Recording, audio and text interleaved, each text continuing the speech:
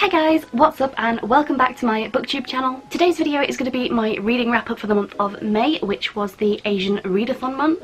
And you probably already saw what I had planned to read in my TBR, so there's probably not going to be any surprises here.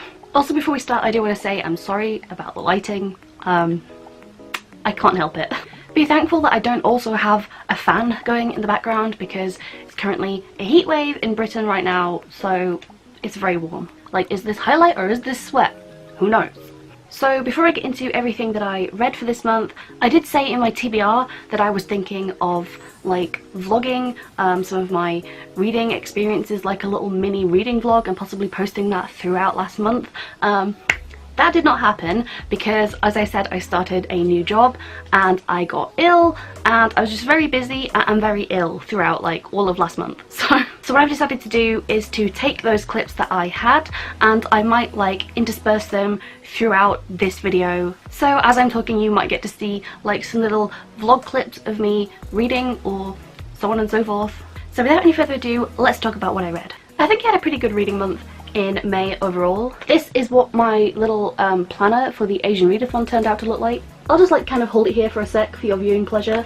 Like, you can pause that if you really want to see it. But basically I read all but one of the things that I planned to read, and the one thing that I didn't read was a comic, like a webcomic. So all the books that I planned to read, I did read. And I did complete all of the challenges that were set for the readathon, which I'll mention as I go through the books. So the first book that I read in May was Sputnik's Sweetheart by Haruki Murakami. This is the first Murakami book that I've ever read, and I'm still kind of on the fence about whether I think he's a good writer or not. I don't think this was maybe the best example of his work. It is very short and I think it's one of his like less popular. So I did pick this because it was one of his shorter ones, and like during a readathon, like, you've got to be strategic, you know? So this book ticked off for me the first challenge of just to read any book by any Asian author. I thought this book was okay, but I only give it a 2 stars, so it wasn't horrible, but I didn't really enjoy it. 2 stars was just kind of like, it was okay. It was like, meh, it was okay. I did start like tabbing my way through this book and then decided against it because purple tabs, I think, were like my tab for this isn't how women's bodies work, and everything's a purple tab. So I'm going to be frank, Haruki Murakami talked a lot about nipples in this book, like a lot. Like a lot. Like, it's really hard to tell exactly where like Haruki Murakami ends and like the perspective of the narrator begins, but I don't know, it was fine, I suppose. I didn't dislike it really while I was reading it. Like, it was enjoyable enough to just sit and read, mainly on the bus, so I did only give this 2 stars. I am still thinking of trying maybe 2 other Murakami books, like 1 of 2 others that I have in mind, and so I might read something of his again in the future, but probably not anytime soon because it was kind of a little bit dull, and I suppose like the resolution wasn't really very satisfying, and the story also wasn't like that interesting. So yeah, not the best thing I read this month. So the second book that I read in May was Timekeeper, and I know a lot of people really like this book on BookTube. I thought it was okay. I think I rated this 3 stars overall, so like I liked it. It wasn't like fantastic or anything, but I didn't dislike it at all, and I think it was better than like just okay, so I did enjoy this one. Anyway, 2 days into this readathon, I started a new job, and it's a pretty good job actually. Like, my office has like a really nice view and it's right in the center of town, so that's great. And I pretty much mainly read this book like on the bus, on the way into work, or on the way home from work. So yeah, it was pretty enjoyable. I suppose like my only slight complaint about this is, without really giving any spoilers, it's very predictable. I don't know if this is written for a younger audience that I'm thinking of. I think it does say like mature though. Oh yeah, it says 14 plus, so I guess this is aimed at like a younger audience than me, to be fair. Again, it's nothing to do with the writing. Like, it was a very enjoyable book and I really did like the feel, the atmosphere of this book, the whole sort of Victorian London, but also not.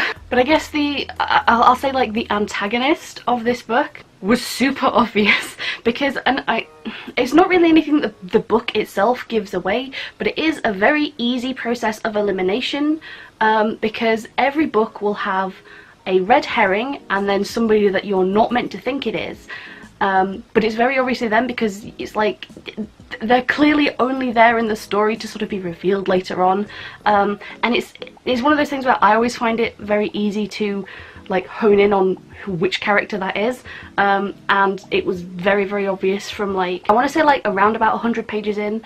I think I had it sussed.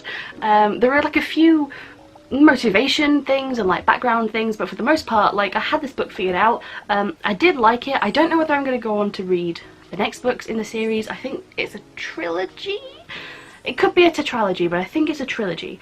But I don't know whether I really have the energy to read another one. It's not normally the kind of book I would really pick up. I like a lot more fantasy, and perhaps I would pick up the next ones in this series, but for the moment I'm not really too bothered about it. Oh boy. Alright. Where do I even begin with this? The third book that I read, and I had such high hopes for this book. Like, I was so hyped for this book. It seemed great. The cover was great. It seemed like everything I would like in a book. I was so wrong. So the third book that I read and almost DNF'd was The Bone Witch, and this is the worst book that I have read this year. This is the only 1-star book that I have come across this year, and if I could give it 0 stars, do you know, I just might. This is the worst, just absolute pile of trash I have read this year, and I really feel mean saying that. It's just a really bad book. It had so much potential. It had so much potential, but none of it was executed. So many like cardinal sins of books and book writing were committed in this story, and to name a few now, the main character has absolutely no agency. She does nothing. Literally the entire book, all of this, she doesn't do a single thing. Maybe in like this bit of the book there's like an action. Everything is just her reacting. She does nothing but react, and even then I feel like that's stretching it. Like, huge things like happen occasionally in this book. I think there's like 4 things that happen throughout this whole book. There is like another huge like event. There's like a battle, like a skirmish, like towards the end of this book. And the minute it's finished, she just goes back to class. She just goes back to describing what she eats. 99% of this book is descriptions of what she's going to wear, or what somebody else is wearing, what she's going to eat. I know exactly what she eats for breakfast, and the next time she, like, you know, moves up in status, she eats different things, and then we get a full menu of exactly what she eats. Like, this book is a menu, and also like just a load of descriptions of clothes and going shopping for clothes and what hairpins, and it's so irritating. It's like there's so many classes in this that she has to take, and rather than actually showing us, we just see it. Oh, I go to this class in the morning and I am kind of good at it, and then I go to this class and I'm not that good at it, and then afterwards I have this class, and then I have lunch, which consists of, and then she describes her lunch, and then she's like, and afterwards I have this class and this class and this class, and it's just like, we get schedules but we don't really get to see them. We just get told that she gets better about things. Like, we never actually get to really see anything happen apart from descriptions of like dresses and the embroidery and the colour and the hairpins, and it was so frustrating to read this because I could tell that there was so much that could be said, that could be explored, and it just wasn't. Like, the whole deal about the Asher, who are basically like they're kind of like geisha, but they're also kind of like mages at the same time. Like, they're magical geisha, essentially, and it reminds me a little bit of Grisha, but much more like artistic. They're much more bard-like, and like, it's interesting. I did like that, but we just don't get enough of it. We get told little bits about them, but we don't really get to explore. It's like, if you're expecting, because she's like meant to be in training all this time, but if you're expecting like a magical school or like a whole training montage thing, you don't get it. You don't get the training montage, you get everything except that. This book is just all about her downtime, which is very weird and very frustrating, and I don't know why that's the case. Like, I literally don't know. It's kind of like if Harry Potter hadn't been about any of the classes and had only been about him just sitting in the Gryffindor common room, or what he ate in the Great Hall, or what time his classes were and what order he had them in. And Just, do you see what I mean? I know some people really do like this, and some people say it has fantastic world building, and I respectfully disagree. This has the worst world building possibly that I have ever come across in any fantasy book ever, and like everything I read is fantasy. So I think I will do, I actually really think I might do a whole separate video just on how this is a very bad example of just world building and how not to do world building. It's just very dull and flat and lifeless, and I hated this book. I hated everything about it. I will not be reading the second one. I don't think I will ever pick up anything by this author again. Like I'm just so severely put off. I hate the fact that I had to read this. I almost DNF'd it, and it almost made me fail the readathon because I just couldn't get through it, because every time I thought, oh my god, I have to read the awful book, I just didn't want to read anything at all. So this book really sucked, and you might see another video from me specifically just talking about the world building and why it's bad and why you shouldn't do these things and what you should do instead, because this sucked. So after The Bone Witch, basically anything would read good, and luckily for me the next book that I picked up was Want by Cindy Pon, and this is a sci-fi, which is not normally something that I tend to pick up very often. I do like sci-fi, I tend to prefer classic sci-fi, but this was actually very enjoyable, and like especially after The Bone Witch I was just so glad to just read something that wasn't The Bone Witch. So this book essentially talks a lot about pollution, and it's set in sort of like a speculative, like possibly near future, where the whole world is just polluted beyond belief, and it's sort of like this completely divided society, and you know there's the Yos, who are essentially rich and powerful, and there's the Mays, who are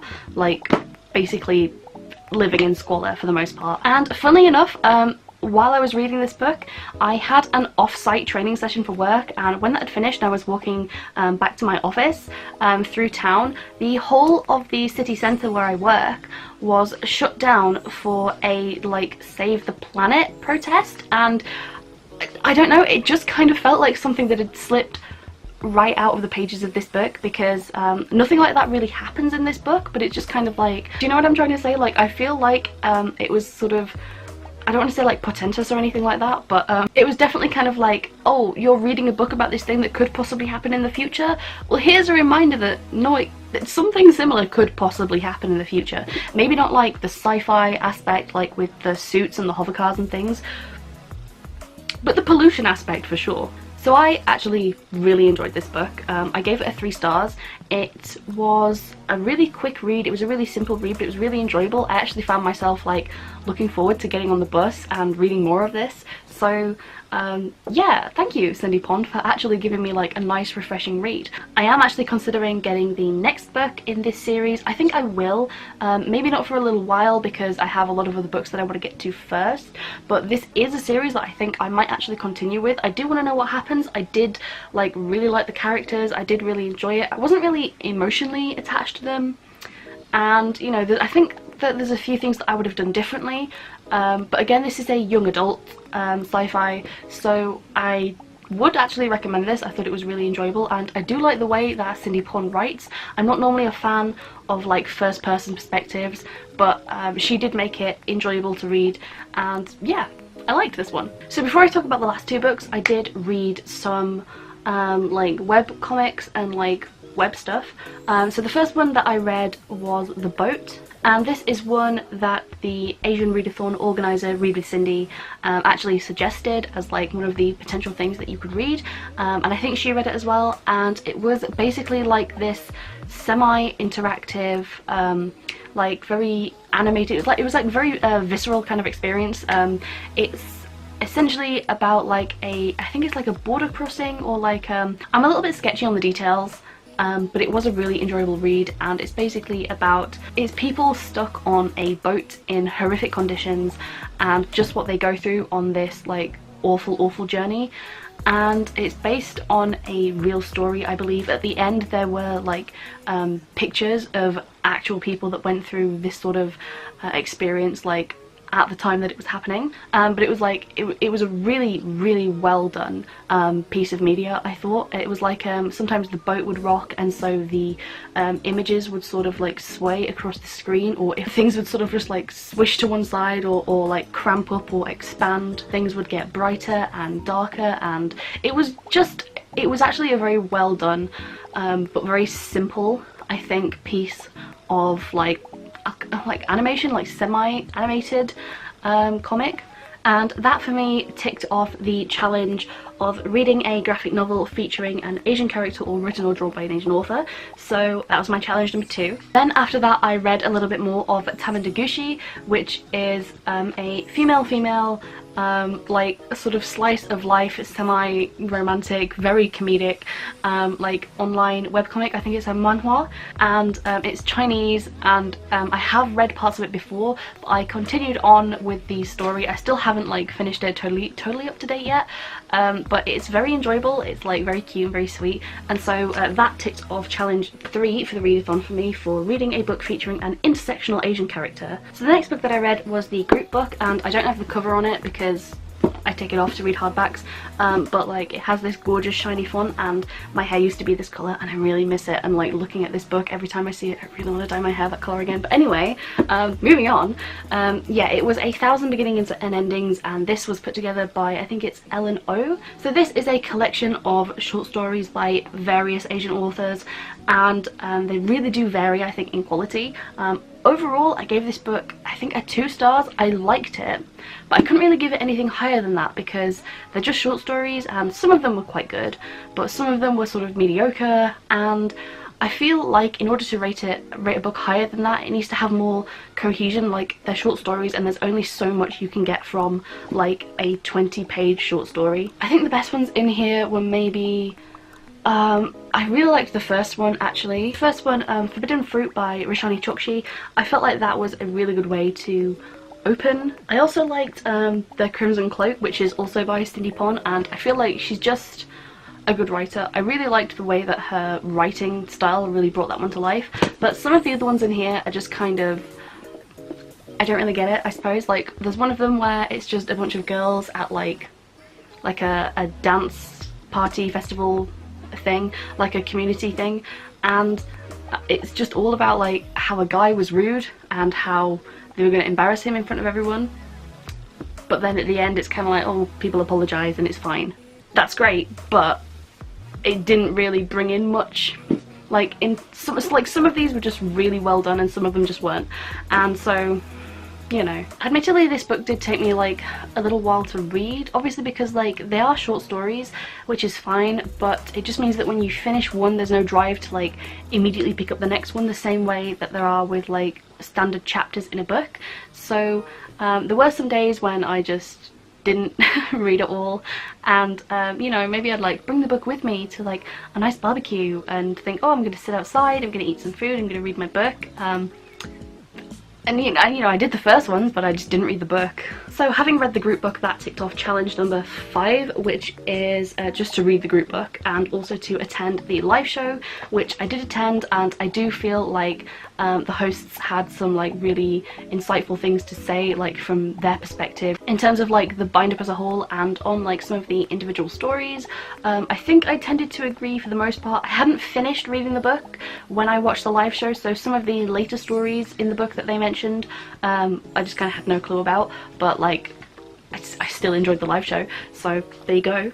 After that I read another graphic novel, and I read Peak, which is like about like mountaineering things. It's a bit strange to get into at first because I think it relies on you knowing that I think it's Korean, and I think it relies on you knowing that there's like a mandatory military draft, and all throughout like the first part it just didn't mention that, and I think it's because it's written by a Korean author for other Koreans, so like if you're part of that culture you just immediately know that.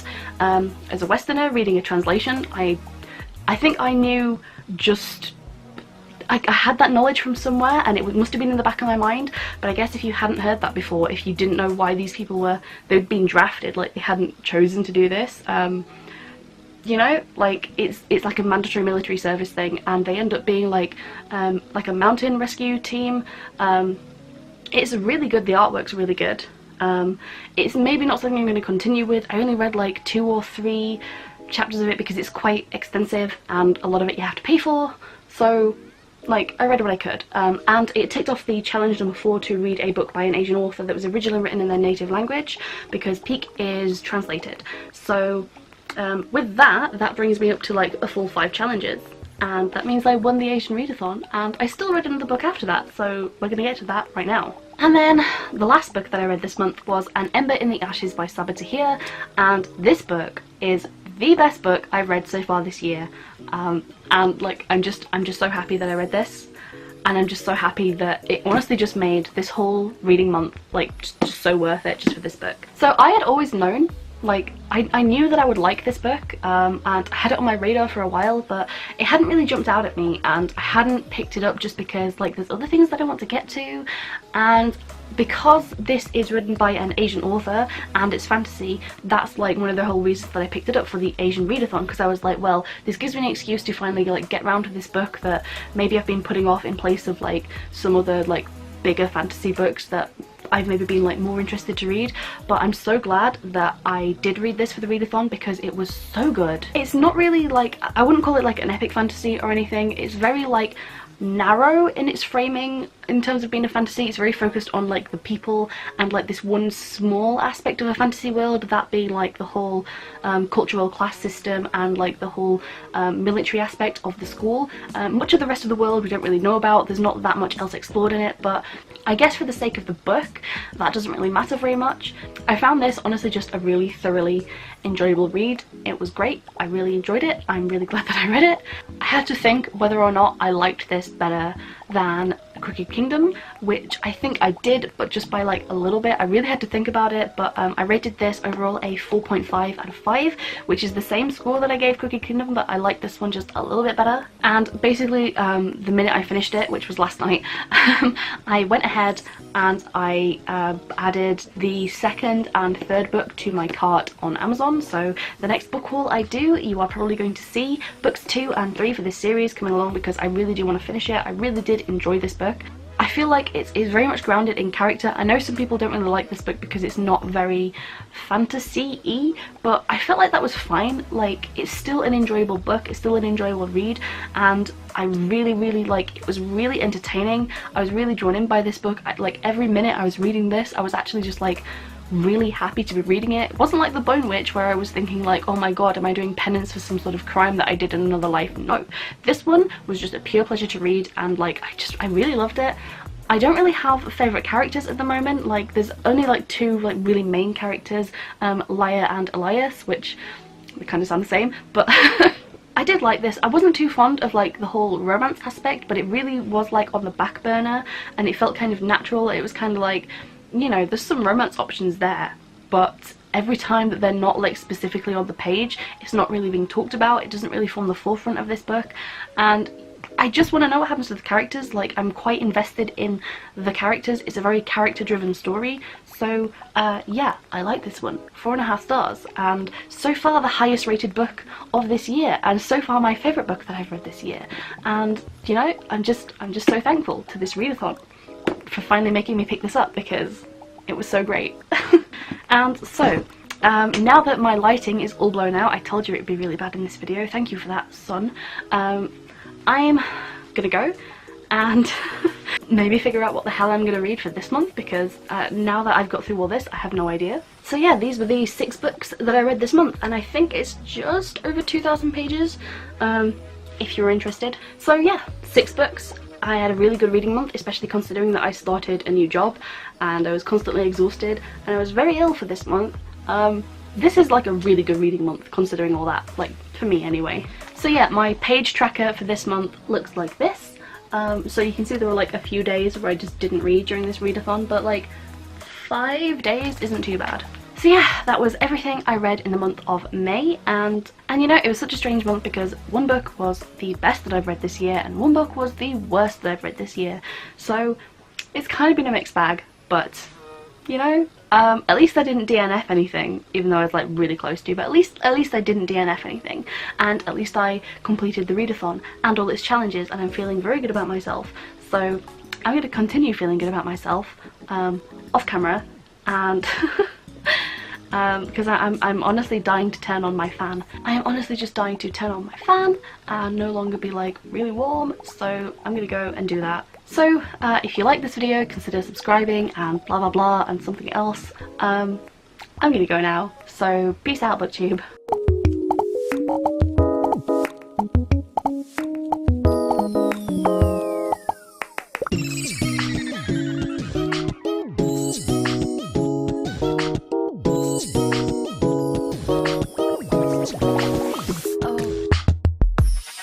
Oh.